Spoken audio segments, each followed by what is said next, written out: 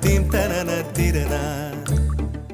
நடந்தால் ஆறு எழுந்தால் அருவி நின்றால் கடலல்லோ.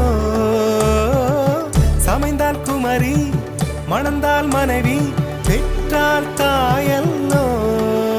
சிறு நதிகளே நதியிடும் கரைகளே கரை தொடும் நுரைகளே நுரைகளில் இவள் முகமே. சிறு நதிகள்